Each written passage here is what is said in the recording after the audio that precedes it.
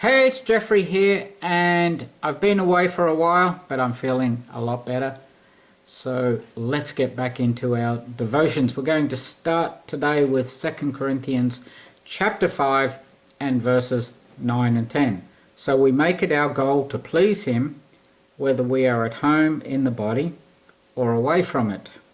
For we must all appear before the judgment seat of Christ, so that each of us may receive what is due us for the things done while in the body, whether good or bad.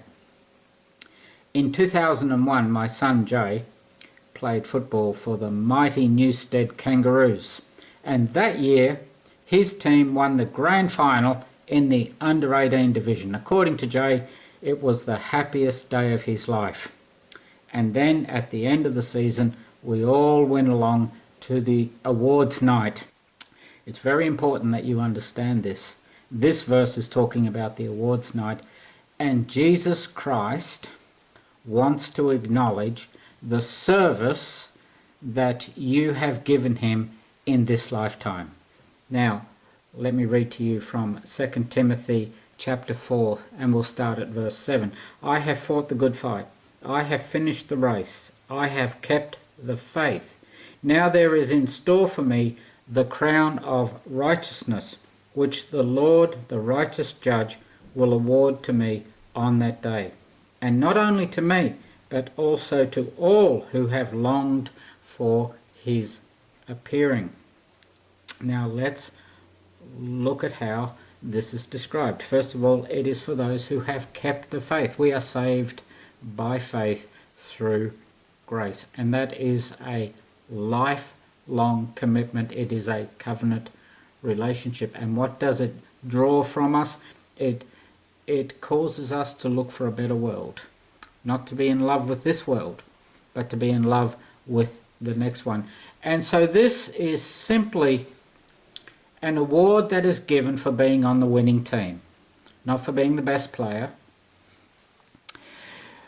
The second crown that we are looking at is found in 1 Peter chapter 5, where Peter is talking to the elders of his church in Rome, and he is saying, if God has given you a group of people, a flock to look after, be an example to them of humility, and when the chief shepherd appears, He will give you a crown of glory. This is the same crown that Jesus wears in heaven. It is a shepherd's crown. And now we look at the third crown. Jesus is talking to the church at Smyrna, and He says to them, some of you are going to be cast into prison, and some of you are going to be tested to the point of death. But don't be afraid, because in the next world you will be given a crown of life.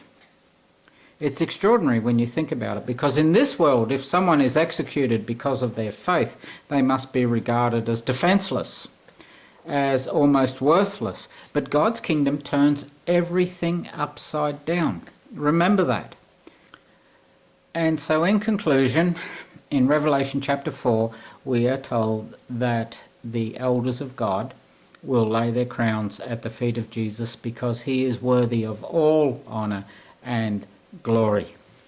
I'm told the story of Weary Dunlop, who was in Changi prison and looked after the medical needs of prisoners of war. Later in life, he received a letter one day from a soldier, and it was his medals for distinguished service.